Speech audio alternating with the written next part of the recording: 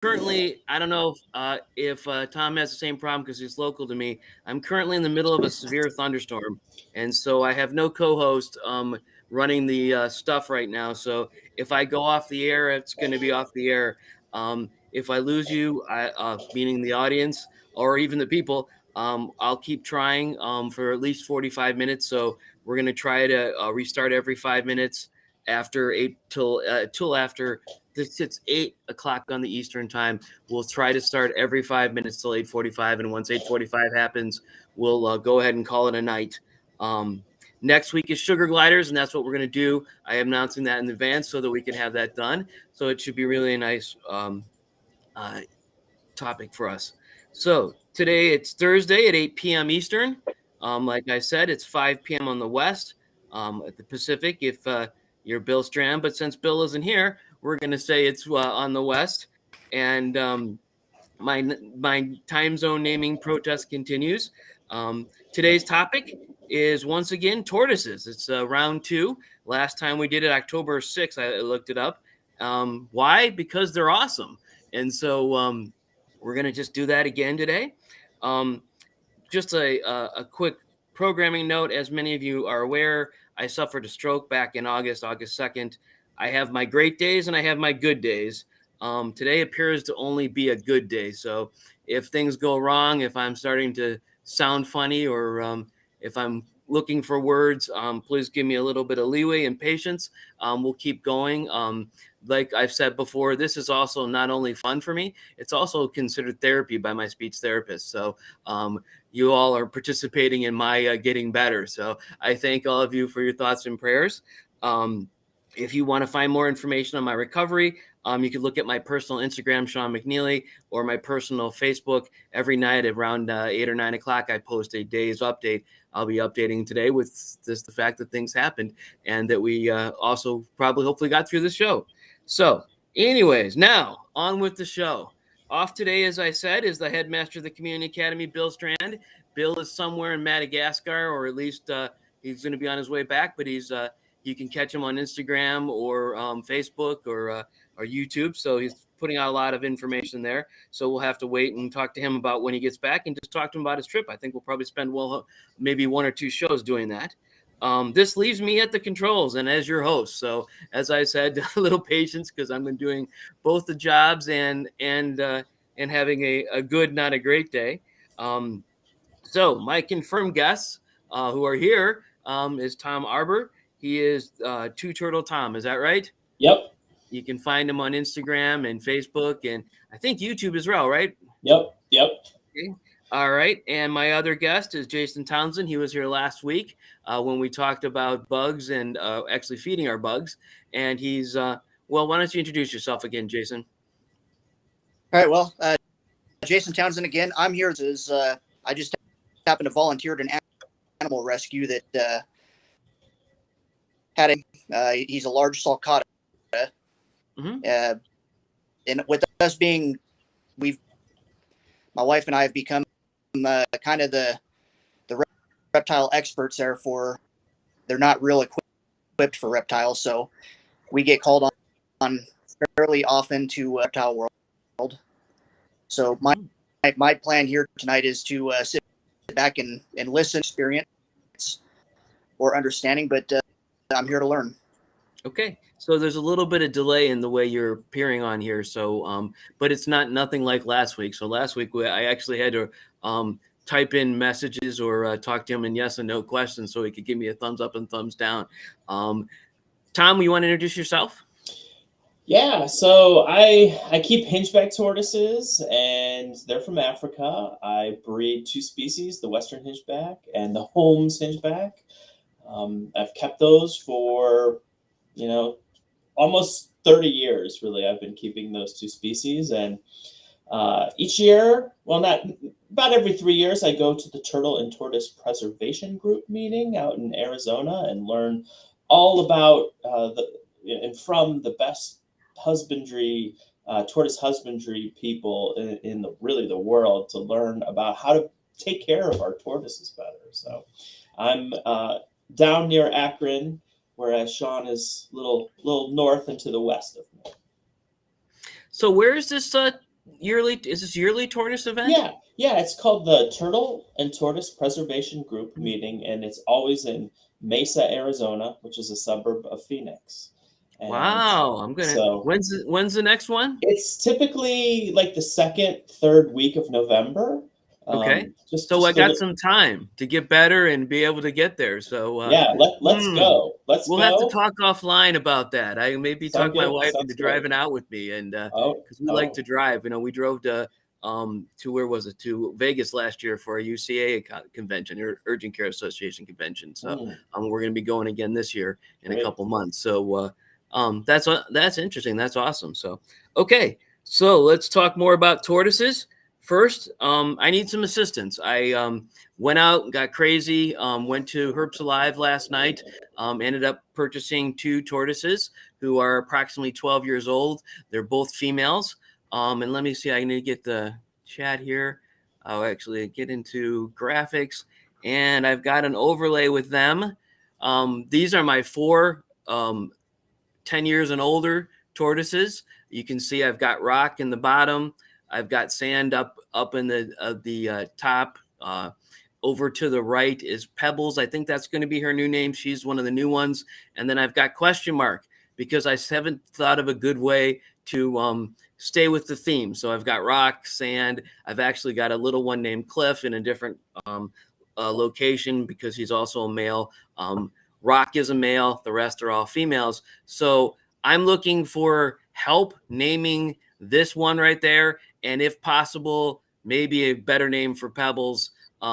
She seems to be very small compared to the other 4, but the other 3. But so how about you guys? I'll go back to the chat, but do you have any suggestions on the theme?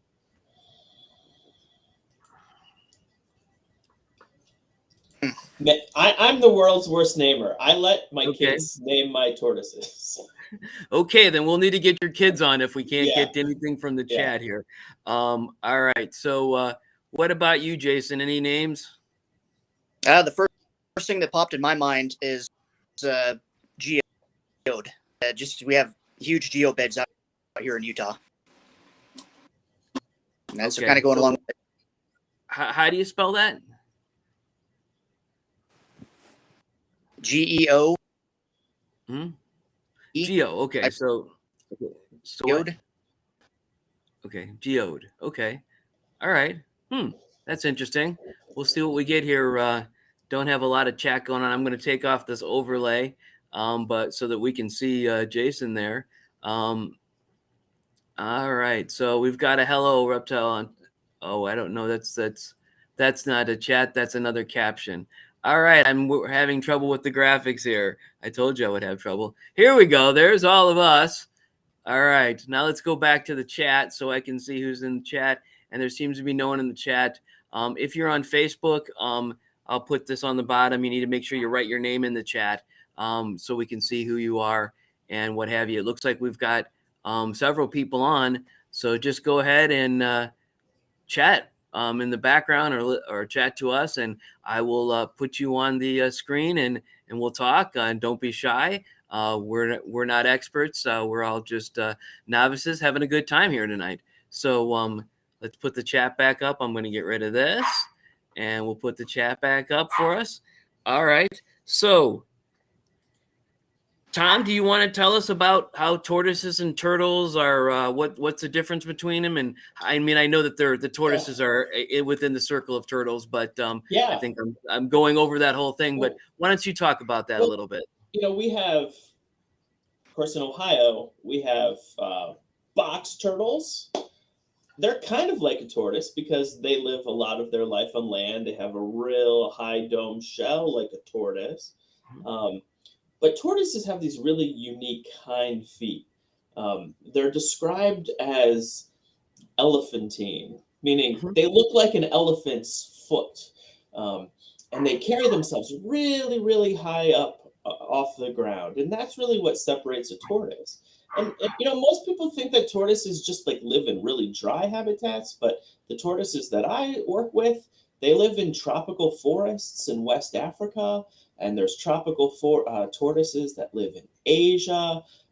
Like the mountain tortoises, they literally live on tropical mountains in Asia.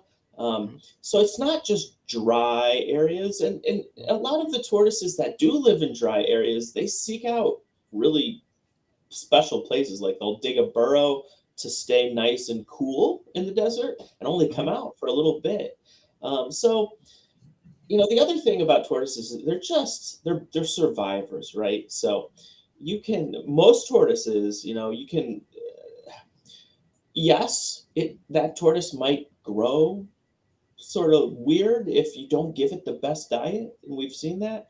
But Mhm. man, they can basically eat anything and get nutrients from anything, really, and live for a long time. Not necessarily will they have a good life, but that's why we see a lot of tortoises and turtles show up in pet stores, right? Or in rescues because Mhm. they're just really durable. A lot of Mhm. people can keep them for a long time, whereas maybe lizards and things like that, they just don't make it as long. But man, tortoises, they can go forever. And that's kind of why my tortoises, all but one of my tortoises were from a rescue, and so they're all got some degree of pyramiding, which is what you were referring to as Yeah. growing Yeah. differently. It's that Or it's just like really grotesque shells so you may have what have you. seen. So, Yeah. mhm.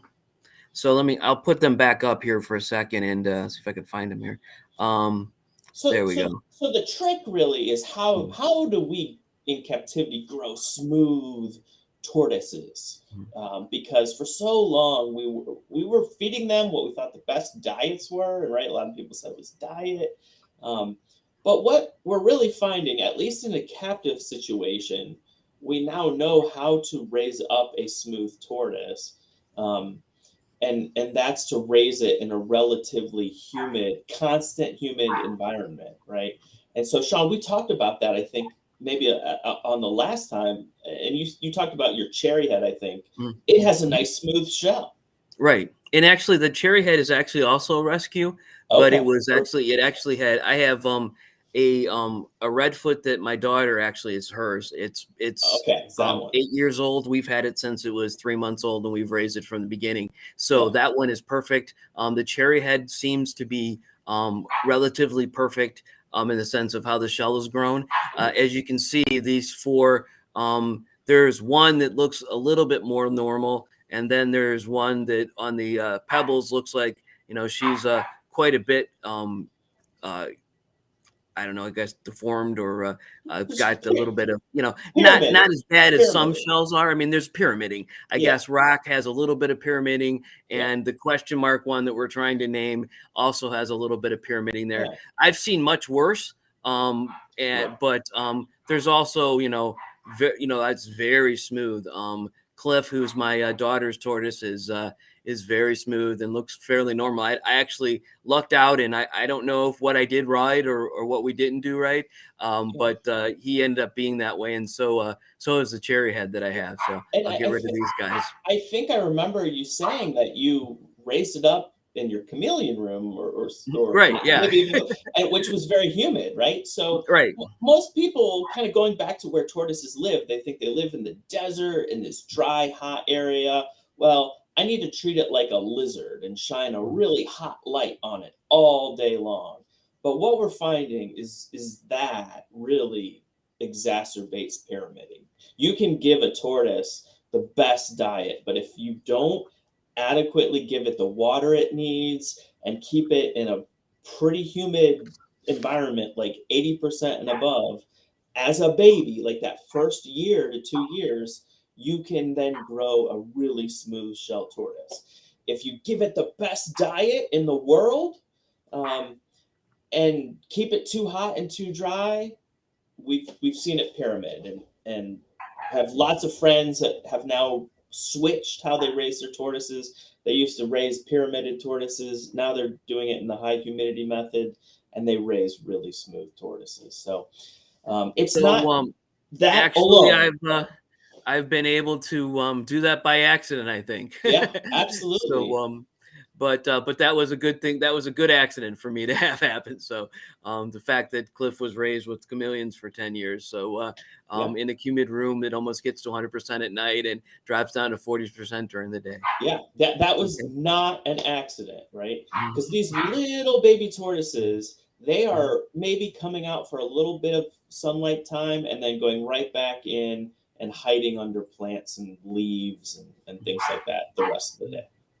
Okay. All right. Okay. So Jason, why don't you tell us about the rescue, the sulcata tortoises? What's going on with those? So he's named Scooter. He's on our chat. I don't know if you have the ability to look at those, but surprisingly, pyramiding on the shells, he actually looks fairly decent. I'm assuming he's a fairly old. Well, he's good sized. I'd say roughly about for him. So he's a big guy, and we excuse me, up here in the mountains in the winter time. So right now he's in it's quite humid. Unfortunately, it's a concrete floor that they put down. You know, we've got some hay and stuff down on the floor to try to soften the concrete for him, but lighting to help him out with some false sunlight. But otherwise, you know, we try to do in the spring and summertime. He's got a large outdoor area where he's allowed to that he can't get out and so remind me, he seems to be. Jason, where are you from? Where do you live? I'm in Salt Lake City, Utah. Okay, there we go. That's right. That's what I forgot. So yes, you're in the Pacific time zone. Is that correct, or is that Pacific? Or not Pacific? What is it? It's Mountain, right? Mountain. Okay. You're fading out again. So we'll go back to Tom.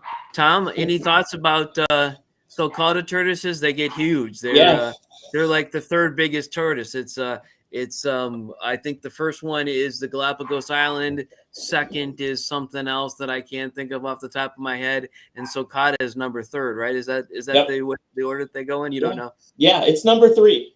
Okay. It's number 3. Aldabras. Aldabras. Okay, Yeah. that's number 2. Yeah. Okay. Great. I can remember being like a teenager and going to the reptile show in Cleveland, which was put on by the Northern Ohio Association of Herpetologists, right?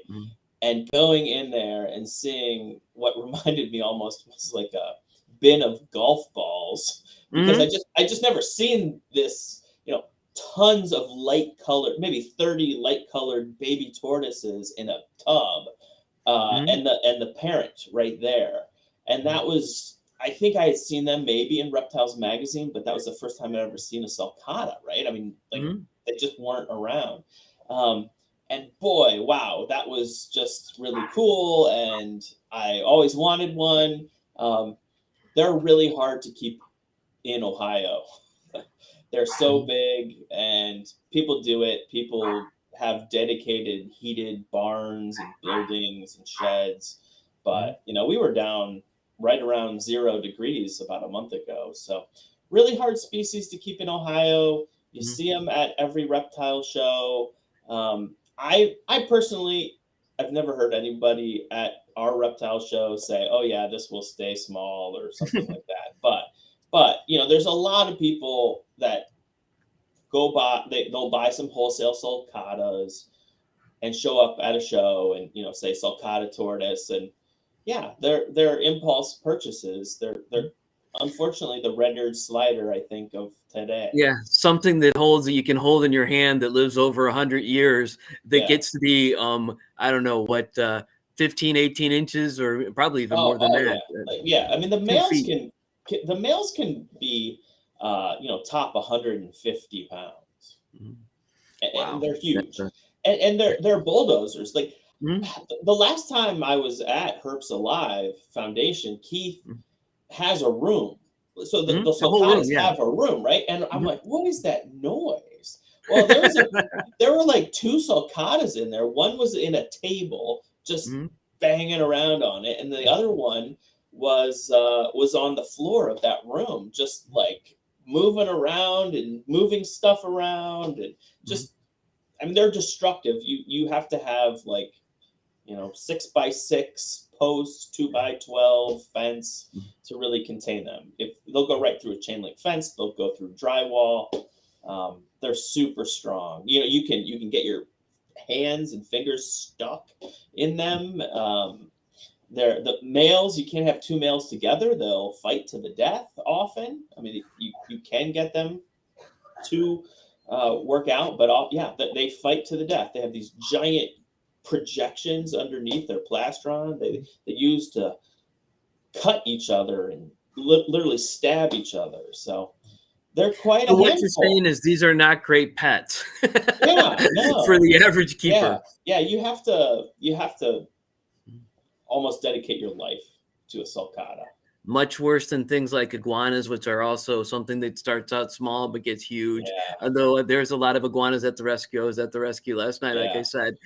There's a lot of iguanas, a lot of tortoises, a lot of the bigger tortoises. There's a lot of things that start out small and get really big, and people don't know what's going to happen to them, and they don't know how long they live. But, tortoises live 50, 75, 100 plus years. So, boy, you're committing yourself and your grandkids to tortoise. Not all tortoises. I mean, the redfoots only live probably 75 or 50 to 75. And still, I've got 4 of them that are in the 10 to 15 year age. So they'll probably outlive me. So luckily, my daughter, who owns one of them, is also a huge fan and is willing to take them on after I'm no longer here, I hope. Great. But anyways. So there's all kind. How many species of tortoises do you think there are? That's good. That's a really good question. There's 8 species of hingeback tortoises alone. Right. I was able to think of like 25 on my way home from Herbs Alive last night, but that wasn't even like, that was like redfoots, sulcatas, Galapagos. I didn't even put your 8 in there. So, I won't cheat, but I think it's between I think if I had to guess, it's between about 60 and 70. 60 and 70. Okay. Yeah, we keep getting more though, right? In the past 20 years, we've made new species, right? Because scientists have looked at things that they used to say, well, those are all desert tortoises. Well, what was the California desert tortoise is now like 3 species. There's one down in Mexico, and there's the one in California, and then there's the one in Arizona. So that's been split. So we're in a time where people are splitting and naming new species, and so we're getting more and more. I think that's a lot to do with genetics now that we're able to kind of look at the genetics of things. Yeah. We've gotten better at it. We have on our hands apparently to name these type of things, but it also has to do with the difference. You can run a genome on things and see that they're different. There's some, I don't know, have all the details, but there's some type of definite way to take a look at 2 different DNAs and find out that they're different species. And I think there's a number that's based on certain differences. But the other thing is that all of us that move around, including humans, have like 90% of our DNA is the same as everyone else's. So it's like looking at a very small percentage of DNA to be able to tell. So we have a question here from Howard. He's on Facebook. Are pancake tortoises still CITES, or has that changed over the years? Do you know? I don't know. So what CITES stands? CITES is, but go ahead. It stands for the Convention on International Trade in Endangered Species. So a lot of people in the reptile world kind of say, CITES, that's a pain in the butt. Bottom line, CITES is the only thing this world has for countries to talk to each other on a regular basis about the international wildlife trade, right? So every 2 to 3 years, all the countries get together and work out which species are, basically they say, okay, we're not going to trade this species. This species is pretty much unregulated, but we still list it. And then we have what's the things in the middle, which all tortoises are listed CITES 2. Okay, so every single tortoise in the world is listed on CITES. It's listed in what they call Appendix 2. Mhm. When they're in Appendix 2, that means they can be traded, but it's regulated, and the countries have to agree on how much trade should occur. Well, the pancake tortoise, at the last conference of the parties, which was 2 years ago, they just had one in South America, but the one 2 years before, the world said, no, we're taking the spider tortoise and moving it from Appendix 2, which allows trade, to Appendix 1.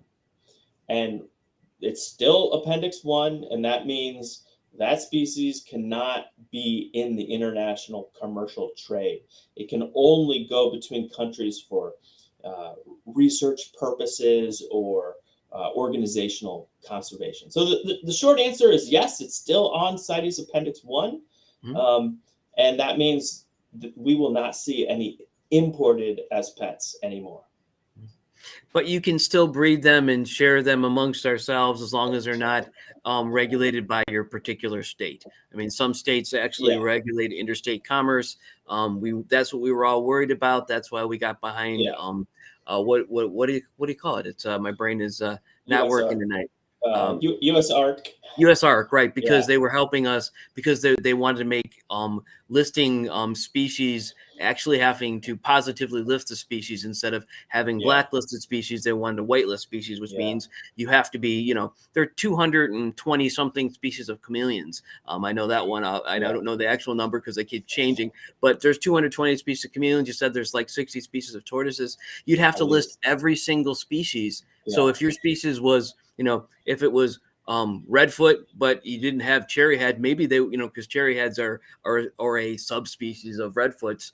You might not be able to send them between yeah, states. So that was defeated. It's yeah, still around. There's still people promoting it who were promoting it before, but we got to stick with that and keep listening. So if you don't support USARC, at least find someone who can make sure that these things don't happen and that we know what's going on. But like you said, it's a good thing. I mean, you don't want people to have certain creatures. You don't want people to, shop the wild and realistically, getting something from the wild. We talked about this on a different show.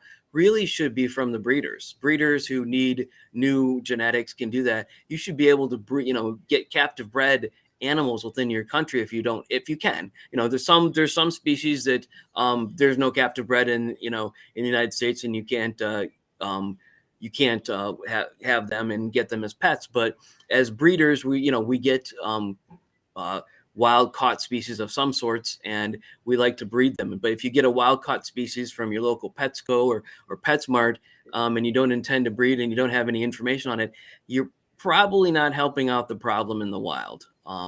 But that's a different topic for a different day. I hate to get off track. I told you I was a little worn today and a little tired, so I'm getting off track. But anyways, we have another question. So I'm not sure. I understand what this is about, but I don't know the answer. yeah. This is, aren't they using CRISP, which is a genetics testing type thing for the genetic sequencing now? Tom, do you know what they're doing for genetic sequencing, or are they even doing it on tortoises? Um, oh, yeah, sure. I mean, people are using genetics. Um, I know CRSP as CRISPR. Mhm. I know that it's quite interesting technology, but I don't believe it's used for molecular genetics. Mhm. Um, I don't believe that technology is used. DNA amplification techniques and stuff Mhm. like that are used, and then um, but I will tell you, for my day job, I'm starting to get into that more again. It's been 20 years since I had molecular biology, but Mhm. I work with plants in my day job and conserving different rare plant species. So um, I've got at where I work, we have a whole lab of people that do DNA work. So I need to bring them in to answer that question. Yeah, actually, you should bring them in to test our pets so we can figure out what the Yeah, genetics are and yeah, make sure that we're exactly. not mating siblings together and make sure that things are Yeah, going our way, the way we're supposed to go. I know that we talked to recently. We on this show we were talking with iPardalis, John from there, and he's got a DNA sequencing for panthers to look at different locales.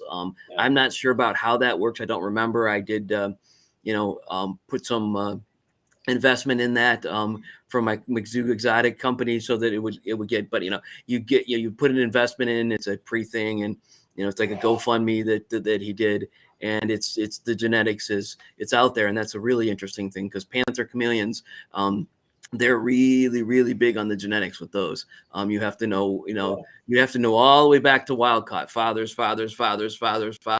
and wherever you get to wild caught, and fortunately or unfortunately, there's a lot of generations of panther chameleons in the United States, and few people breeding them, but there's a lot of them. But you can still get those from Madagascar, where Bill's at. So we'll have to ask him about that. Anyways, all right. What else do we want to talk about tortoises? What else can we tell people that might be interesting to them? They're a long-term commitment. Mhm. And quite honestly, they're hard to kill, right? So it's not gonna be the pet that you're gonna have for a year, and the problem is gonna go away because it just passes away more than likely. The common Russian tortoise that people buy in the stores. I mean, these animals are survivors. They can go for months, and they do go for months in the wild without drinking anything, right? So they're from a very cold, very high climate. One of my friends from Indianapolis, he was part of the Afghanistan war and saw these Russian tortoises in the wild, and they spend like 98% of their lives underground, right? So they're survivors. If you get one for your kids, they're not going away. They're going to be around for a long, long time, and you have to understand that, because how many ads do we see for Russian tortoise, redfoot tortoise, Herman tortoise? My kid got bored of it. I put it on Craigslist. So that's my message. Yeah, I mean, a few reptiles live several years. A few reptiles live decades. These live a millennia. Yeah. Sometimes I guess it's not a millennia, Yeah. but it's 100 years. And it's if you don't feed it for a month or give it water, it's going to be alive, most likely, if it was relatively healthy when you got it. So there's very So, yeah. few pets that you can go a month without feeding. Now, you'd never want to do that, but Absolutely not. No, that's yeah, torture. yeah, yeah. But they survive it, so it's just a Yes, testament to their yes, survivability. yeah, and for 200 million years they've survived that, and now they have new problems, right? Habitat being destroyed. My hingebacks in Africa, they're eaten. They're that's a problem. So the international pet trade, they're still being imported. They're eaten, and their habitat is just being destroyed. A lot for mining, a lot of conversion to agriculture. So for thousands and thousands of years, a tortoise could tolerate a lot. But right now, in a lot of places, they're losing their habitat really quick.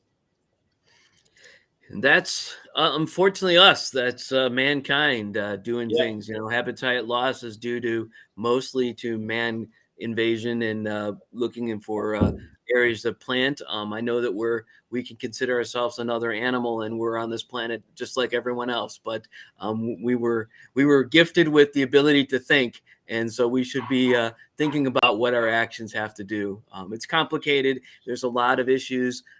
We talked about this before and a couple shows ago, conservation and of the land and what have you. So as we're talking about it, make sure you do listen to the Reptiles at Home podcast. They always talk about donating to the right conservancies. Bill has a favorite conservancy that we donate to as well. So it's an important thing. So. Anyways, okay. And there are two major nonprofit organizations or NGOs working in the United States on turtle conservation. One is called the Turtle Survival Alliance, and they actually have a breeding facility for rare Asian turtles and tortoises in Cross, South Carolina. So if you're looking for a cause, the Turtle Survival Alliance is kind of on the East Coast. And then Eric Good, who did the Tiger King, he actually founded the the Turtle Conservancy. And the Turtle Conservancy is based in Ojai, California. They have a survival center there, and they are really emphasizing on buying land. So in South Africa, for example, like they bought like the whole range of a particular tortoise species. Like they bought Wow, it that's all. amazing. Yeah, and Yeah. that's Eric Good, Mhm. Tiger King guy. He's a tortoise nut. Mhm. He's a turtle and tortoise nut. It's been theorized that he wanted to make that movie about the reptile trade, and while he was doing it, happened to stumble upon tigers. That's not something you want to stumble on, I think. It's done well for him. Yeah, I'm sure, but that's definitely not something I'd want to stumble on in a dark alley. You know, my two Cavachons are bad enough as it is. I could stumble on them at night and fall over them. They're all Yeah, of 10 pounds each, and they don't bite. At yeah. leay haven't bitten me so far. Oh, that's funny. Um, Yeah, I think these were babies in like the back of a van or something. So, okay, were they being stolen or poached or well, something? Or no, I think he just had started the filming, and he was talking to reptile people that just Hmm. also happened to go to these shows and work with people that had baby tigers as part of what Wow, they did. okay, Yeah, so and it was like, okay. whoa, what? Yeah, I don't know the story. I'm gonna have to get on. I'm gonna have to get on the internet after this and Yeah, check this out. One more thing to do on my to-do yeah. list. Thanks, Tom. So, but the Turtle Conservancy and the Turtle Survival Alliance, they're like the two big nonprofits working on turtles globally here in the Mhm. United States. Okay. All right. It's a good thing we have this on a recording so that I can go back and look those up, and I don't Cool. have to write down the names and what have you. But I'll have to look into those two different organizations and probably have to send some funds that way. But that's because I love turtles and tortoises. I've got I think 5 turtles here of different types, and of course I've got my I don't know how many tortoises I have. I have to count them out, but a lot. Yeah, And they're all one type at this point. I've got all redfoot, but I might start getting into something else. I can't help myself. I think but I've been trying to be good. I only got the same species again, so they can and the redfoots can live together without trouble. So the introduction was good, yeah, went good last night, and so I don't have to add any extra space because I have a huge pen for them. I think yeah. it's what 10 by 20 feet or something like that for the Nice. indoor pen. And I've got a backyard that they can go out in the summer. Obviously, actually, it's 40 something degrees out today in the Cleveland area, but it usually is 12. So not a time for them to be outside. Yeah, Some of these tortoises, you listen to people, oh, there's a somebody on YouTube that's really popular who Garden State tortoises have their tortoises. They're in the Garden State. yeah.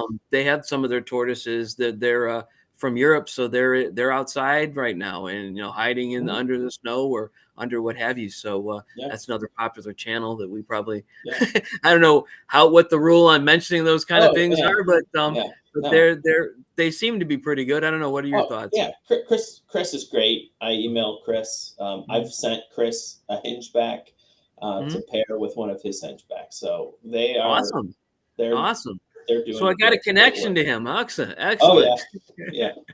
Um, I actually added myself to their Patreon. That's how I support oh everybody. yeah. But I think I have like 10 or 15 different Patreons I'm supporting now Hey, because good for I you. think everybody that's in Madagascar with Bill, I'm a Patreon of those. I don't know why I can't be there in Madagascar right now. I wouldn't leave there and go there because of my medical issues currently or the recent medical issues. But I for some weird reason I ended up being a patron of all of those guys. I think, but I think it's because they all went down to Florida and met down in the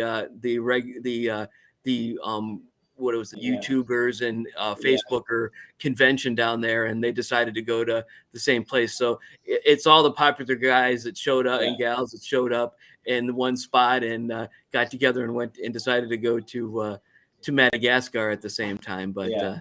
Anyways, that's off topic. Yeah. Yeah. But how the thing about turtles and tortoises is everybody loves them, right? You can't say everybody likes snakes. Mhm. You just can't. Lizards, I love them, but you know, they Mhm. but a tortoise is so um unarming, right? Mhm. It's like, oh, there's a friendly tortoise. Mhm. We know it's not going to hurt me at all. Like, oh, I'm going to Right. go up and pet it. Um, they just have a special attraction, I think, for whatever reason. They're so different. They're slow. We know that they're not going to hurt us.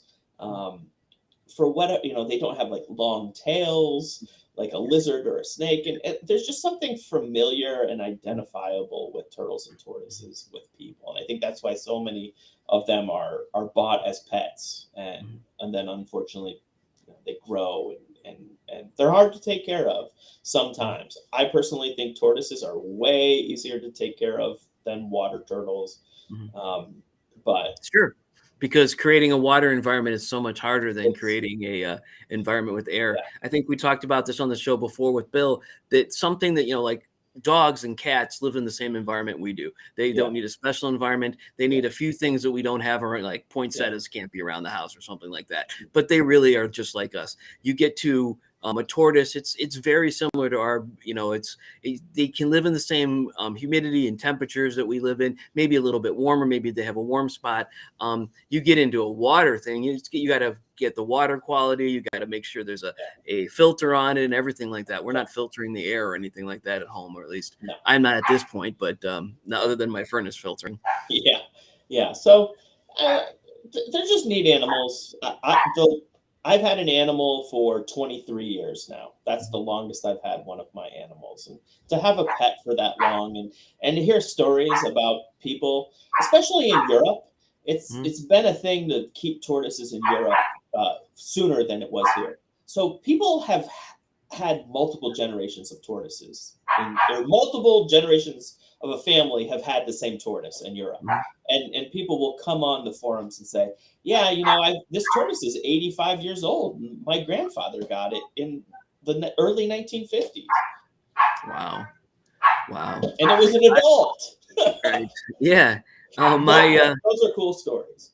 Cavachons are barking in the background. I don't know if you can hear that or not, but we like any pet on this show, so we'll let them talk in the background while my wife is trying to hush them up. All right. Any other thoughts? Some final thoughts on turtles and tortoises?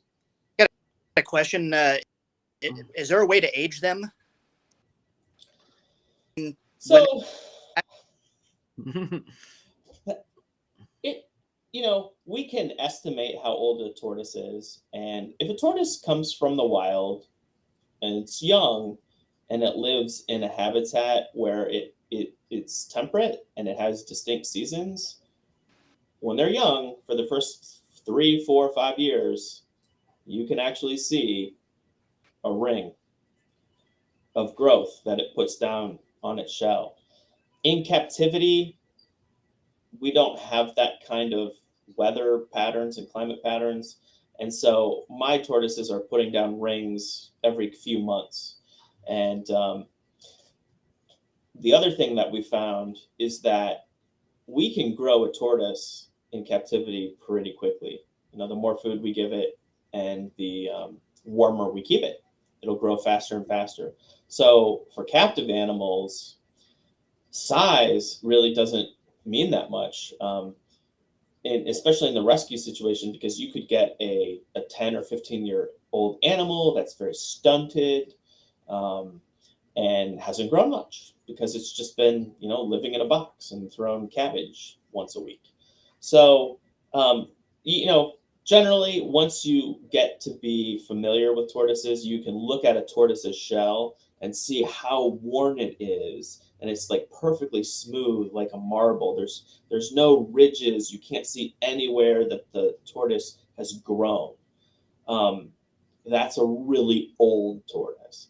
If you see a nice big tortoise, but you can see rings, we call them annui on the shell, real distinct. The shell's clean. It's not smooth. It's not it's round, but it's not smooth.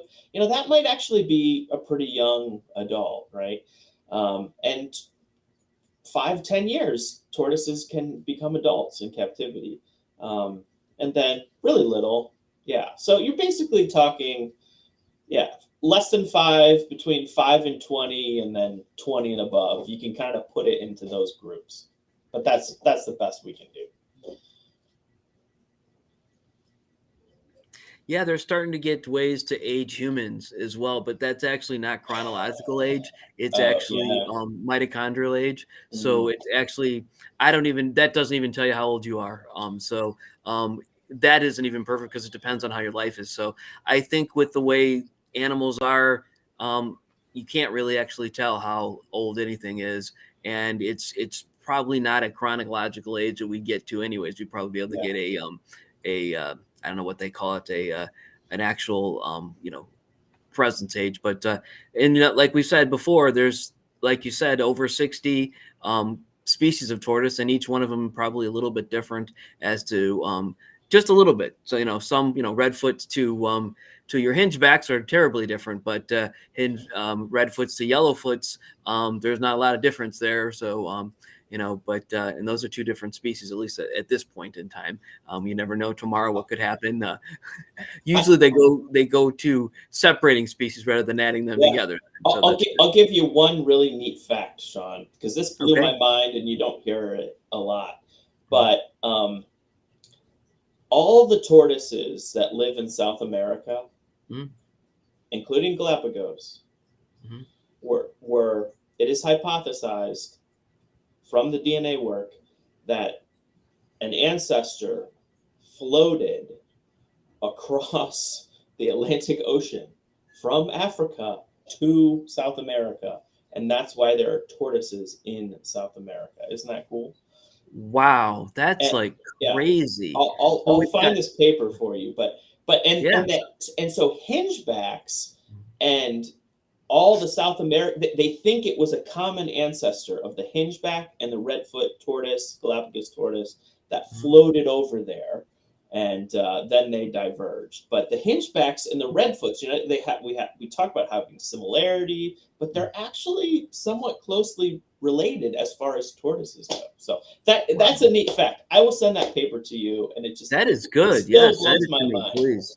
Well, I'll put up the reference on the websites, on the Cool. Facebook and the YouTube sites under this particular video, because that's an incredible thing to know that they're that close. And I mean, the yellowfoots and the redfoots are very Yeah, close because it's yeah, just a color difference. yeah, And the cherry heads are just a different color redfoot, but yeah, nonetheless, the yeah, hingeback versus yeah, a redfoot yeah, tortoise, they look so different. But yeah, it's yeah, a tortoise. It's yeah, still it's still very yeah. close. Like I said, us and them share 90 something percent of our DNA. So it's kind of getting down to the very minimal nitty gritty there. Yeah, for sure. Jason, any other questions? That was a good one. My head right now. Okay. All right. Any final thoughts, Tom, for tonight? I'm good. Thanks, Sean. All right. Thanks everyone for joining us. We'll see you next week. We made it all the way through without getting knocked off the air because I think the thunderstorm went It away. went through. But next week is all about sugar gliders. Hopefully, as long as my guests can make it. And I've got a couple guests, some that have just one or two, and a person who actually breeds and sells them. So I'm looking forward to next week. And then at some point, my daughter asked me to do rats. Because she keeps rats and it's an exotic pet. So she's trying to convince me. Her Facebook group is growing twice as fast as this one is. So I guess there are people out there doing rats. I mean, she has them, and I know that people like the warm fuzzy stuff. I know that they seem to be problems with the plague and everything. I know that's a long time ago, but those, and most of us and the reptile people think of rats as feeders, but for our snakes. But nonetheless, people keep them as pets. So we'll be talking about that at some point. I have to figure out a lineup of guests and get that in the next few weeks. And Bill will be back in probably 2 weeks. So we look forward to having him back, and we'll have some shows talking about what he did and what he saw. But you can catch him on YouTube, Instagram, and Facebook. He's been posting away. So thanks to our guests. both Jason and Tom, and we'll see you next week.